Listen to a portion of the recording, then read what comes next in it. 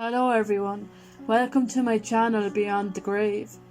These are stories from people who shared their experiences and stories about the unknown and paranormal. You can send in stories to be read using a Facebook group called Beyond the Grave also, that goes along with the YouTube channel. You can also send in your stories using my Reddit account, links are in the description below. These stories can be any genre, but the main genre is horror. Sound effects used are Zapsplat.com. All images are from Google Images. Don't forget to like and subscribe. Now, on to the stories. This story is written by Reddit user named Ariadna0609. The title is Worst Experience. This happened in 2015. Around that time I decided to stop believing in religion and in God in general for many reasons. On April of that year, something horrible made me change that real quick. I had a neighbour who was said to do witchcraft. I obviously didn't believe that because I was atheist. The dude was living in his sister's house and he had been throwing parties and inviting people all the time, and someone snitched on him, and I guess she asked him to evacuate and gave him a certain amount of time to leave. For some strange reason, the dude assumed it was my dad, and from there on he started giving dirty looks to the house and not saying hi anymore. Not long after, one night, my sister woke up screaming and throwing a pillow at the wall, and when everyone went to the room she claimed to have seen a shadow of a spider extremely big, like the size of a human head. We all just thought it was just a nightmare. Around a week later I was sleeping and I turned around and I saw a spider about the size of a human head about to land on my face and then disappear. I didn't connect it to my sister's story because I really wasn't thinking it was real. Then I started hearing someone saying my name through the window, scratching sounds coming from under the bed, doors closing and opening. Things got even worse when stuff started moving around, and then the shadow wasn't a spider but an actual person with red glowing eyes. One night I woke up with a feeling of dread, and when I looked at the edge of my bed, I saw a man getting close and I backed up and hit my head against the wall and I blacked out. To this day I can't remember what happened. Things just got out of hand when we started to notice that the rosaries that were around the room started to break through the middle. All this was mostly getting seen by me and my sister. My parents didn't go through much of it. Since we really couldn't take it anymore, my parents had to call a priest, which was my dad's friend, and he told us to pray every night, read Bible texts, throw holy water, and things did start calming down a bit, but still. The priest came and did a cleansing which really helped, and everything stopped when the guy left. My dad connected the lines, and until this day we are pretty sure it was that guy with his witchcraft. Obviously I stopped being atheist and kind of had to accept that there must be something beyond what we see, and it was an experience that changed me forever. The experience lasted about a month and a half, and we do not know what happened to that man. He has never came back, and I really hope he doesn't. This story is written by Reddit user named Sleepy Carol. The title is The Lady in Room 424. This happened last December. I, female 21, am a medical student. But since I was travelling in January, I decided to work as a caregiver in a nursing home for old dependent people. When I first arrived, there was this woman that was dying. She was very old and in a bad shape. That was really tough for me since I have never seen someone die or even dead. Anyway, I worked for a few days and I came back one afternoon. My co-workers told me that the lady died the day before. Usually when someone passes in a nursing home, the caregivers prepare the body. But this woman had a contract with the funeral, and they were doing it. But for some reason they couldn't take her already, so they put her on a cold bed in her room until they could come back. The blinds were closed, the lights off, and obviously the door locked. Only people working here had a key to unlock every door. 5 days after passing, she was still here. It was a morning and we were 3 caregivers in our building. We'll call them Claire and Anna. It was 8 a.m. I was with Claire, who was giving food aid to another lady. The phone rang. We had one phone where we received an alarm bell when a resident was asking for help by pulling on that string, like in a hospital. I saw the room 424 and said I'd go for it. I was new, so I couldn't remember who was in that room, but as I was walking the hallway, getting closer to the room, I remembered, and I froze. I ran down the stairs looking for Claire and asked if she knew if anyone was coming to the dead lady's room, thinking this might be her family or the funeral people. She frowned and said she didn't think so. This was getting a bit confusing. I looked for Anna, asking her the same, and she told me she had no idea. The phone kept ringing. Anna told me to go check if anyone was inside the room. This could be her family asking for something. So I went back. The door was unlocked, and the light was on. I knocked on the door. "Hello?" I said, and no one answered. I did not have the guts to go inside, but I could see the lady was still there. I was truly shaking. I pressed a little button close to her door to deactivate the alarm and rang back to the co-workers explaining them what was going on. I said I deactivated the button and then the phone rang again. Claire told me to stay here and give the food aid while both of them were going to see what was going on. When they came back, they told me the most chilling thing. No one else was inside that room. The body was untouched. They called many people working here and no one was supposed to come.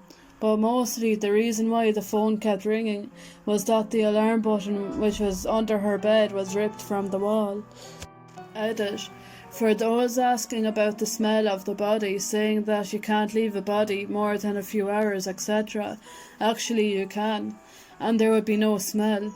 Funeral workers would come and put the deceased person on a cold bed. Don't know if these work precisely, but the body is kept very cold. That also allows the family to come by and see them. I get that this is weird for you, but this is not that unusual I've worked in a different nursing home and bodies would be left in a cold bed in the room for 1 to 2 days.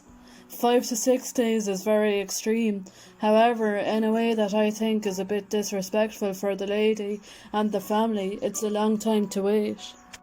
Also about the button on the alarm. In the room there is a big red button attached to the wall by a string. It's close to the bed. That's what residents press if they need any kind of help. And then at the entrance of every room there's a little button to show your presence. It's a small green button that you use when you're in a resident's room. There would be a green light over the door outside, so if the family or the doctor wanted to come into the room, they would wait.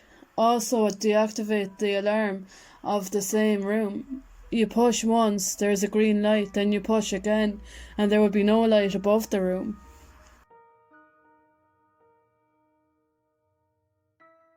This story is written by a Reddit user named Alanster0831. The title is Something Weird at a Church Cemetery. Some backstory. My church has been doing cemetery walks for loved ones who are buried there, and sometimes strangers would come to pay respects. So when I was 11 or 12 years old, we were having our church cemetery walk. It was near the end, so people were leaving and saying goodbye. Some friends and I were goofing off and playing in the cemetery and playing hide and seek.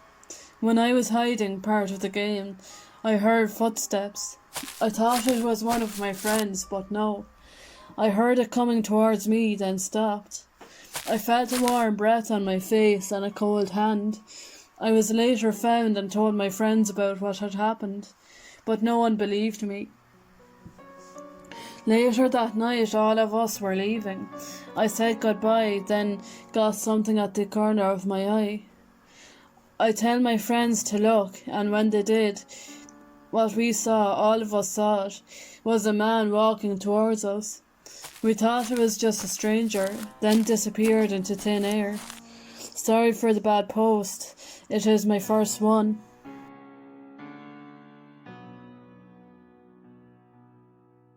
This story is written by a Reddit user named Bright Floyd.